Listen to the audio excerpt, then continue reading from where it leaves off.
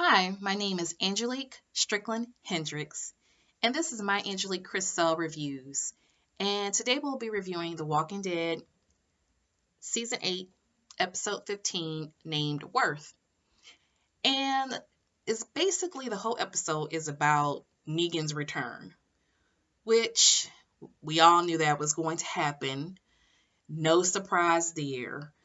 And he eventually deals with Simon, of course, and it's just so it's it's so typical. Let me say that. It's very typical the way he deals with Simon. Um, a lot of things were revealed. One of the things that was revealed in this episode is that Simon was responsible for taking out all the men and young boys, men and young boys. I think there were little boys there too. At Oceanside. So Simon was responsible for taking out all of those guys. And Negan knew it, and Negan still just went ahead and just let Simon be, even though he took out those people the same way he did with Jadis's people. He did the exact same thing to Oceanside. So that came up. That was a surprise. I wasn't expecting it. But then now I kind of understand how that could happen. And to me, the best parts of that was the Fight Club scene that Simon and Negan have, because Negan doesn't just kill Simon with Lucille, which we all were kind of expecting that was probably going to happen. No, they go one-to-one, man-to-man, and have this kind of Fight Club scenario. And Negan ends up choking the life force out of Simon. I mean, he reminded me of Christopher Waltz in Inglourious Basterds. You guys probably remember that scene where he had his hands wrapped around that woman's throat and you could just see the violence in it through Christopher Waltz's eyes as that character. That was Negan on Sunday with Simon. And so, of course, Dwight is, wondering what to do. He's in between because now, he would have had to deal with Simon had Negan not come back, and now he's got to deal with Negan again. Great.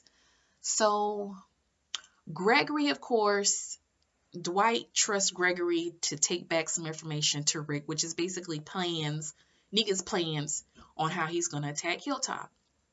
Why Dwight trusted Gregory, I have no idea. That's like, I don't know. I don't know why he did that, but he did. So, of course, with Simon out of the way, who is now a zombie and on the gates of the sanctuary, now Dwight, of course, Negan offers Dwight that position. Not a problem until Negan and Dwight go to his place and open up the door. Guess who's there? Laura from like 5 episodes ago. You guys remember Laura? Laura was the one who realized that Dwight had turned on them when they were having that battle with Rick and Daryl in the evening, and Dwight had to basically turn in order to make sure that Rick and Daryl and all them were safe. So Laura basically had been out there in the wilderness just waiting for this moment, and she took it. She reminded me of Oprah in The Color Purple. All my life I had to fight. Laura was like, I have been fighting zombies and drinking water from leaves just to get back so I could tell Negan how you turned on us. Oh, it was a mess. It was so funny. And poor Dwight. Dwight was like trying to back up slowly to get out the room. But they end up pushing him back in the room, and Negan was like, I'm not going to kill you right now, but you will have your day. Which Dwight is like, oh my goodness, what are you going to do to me?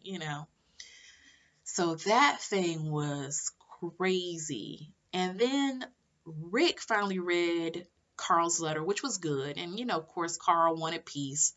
Carl wanted, if there was any way that life could be normal for those at Hilltop and those that they interact with moving forward, if there was some peace that he could bring to that whole situation, he wanted Rick to do that the way he, felt when he was a little boy and secure and having pizza nights, which can you really have pizza night when you got zombies just walking around waiting to get at you? I don't know how that works. I guess it could happen. Deanna had a good setup at Alexandria before everything got blown up to smithereens.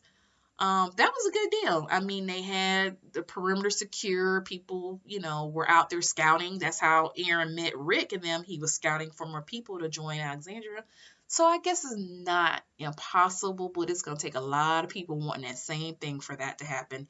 And that's our problem, isn't it? Is that we have a batch of people who want peace and to live their lives the way it used to be. And then you have a bunch of people who are like, oh, you worked hard to get that? Well, I'll just come over here and take it.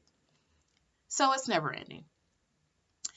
Michonne finds Negan's letter that Carl wrote to him, and she goes to Negan to read Carl's dying words to Negan. And so, Carl basically said to Negan, you could change if you want to. I mean, I don't know what type of person you are. I don't know if you always wanted to be this way, but you don't have to remain this way. And Negan basically told Michonne, that's never going to happen. And you go back and you tell Rick that he started all of this. I did not do this. And that I am coming for him. And there will be no words left to say. So Negan basically showed Michonne his backside.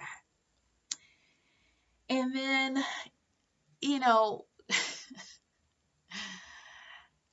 I don't know how true The Walking Dead is going to be to the comics. I don't know if they're going to just do their own thing with this whole Negan thing, but I just can't see Negan trying to work with Rick and trying to make things happen and trying to get back to where things were. I don't see that happening. I don't see that happening. So the only thing that's feasible at this point is Rick's going to have to take out Negan. Rick and the crew. They're going to have to take out Negan. They're going to have to take out Negan, and I want bullets to hit Eugene and Gregory. They need to just slip up, and they need to get caught up. Okay? However that's going to happen, they need to get caught in the rapture. And Aaron finally got through to OSHA's side, I think. They had a conversation. Well, they had a conversation in the wilderness, and he was like, you guys got to join us. You know what the saviors have done to you guys. That's why you're so hard and you're not trusting of anyone. So you need to join the fight. That's what you need to do. So I think he got through to him. But all in all, I thought the episode was good. Was it action? Except for the Fight Club scene, which was great. Except for the Fight Club scene, it really wasn't too action-packed. It was really things coming to completion. You knew Negan was going to, put himself back at the top. So that happened. My wish for the season finale, which is next week, is that we wrap this Negan thing up. I'm tired of it. And as much as I love Jeffrey Dean Morgan, if he could stay in some type of way, that would be great. If him and Rick could work it out, I just don't know. Maggie looking at him like she could just burn stakes through his heart. So I don't know if that can work. So they need to wrap that up. We need to figure out what's going on with the helicopter. I want to know what's going on with the helicopter. Jada's knows she got a watch. She knows what time they come. She got a helipad back there because Simon called that out a couple episodes ago. So I want to know what's happening with that. And I got a feeling we're going to be left hanging until next season or maybe even the season after that. Who knows? Because it's The Walking Dead. Anything can happen. They leave Easter eggs all over the place. So no telling what's going to go down with the helicopter. And then Georgina and with Thing 1 and Thing 2, who is she really with? You can't be just out there driving the van, the Scooby-Doo van, out there with Thing 1 and Thing 2, and you're just looking for records and that's it. Come on. That's not real. So all in all, I want things to kind of come to completion. And if things don't, there are going to be a lot of fans that are going to walk away. I feel it. I mean, I'm here to stay, but I just feel like a lot of people are going to be turning away.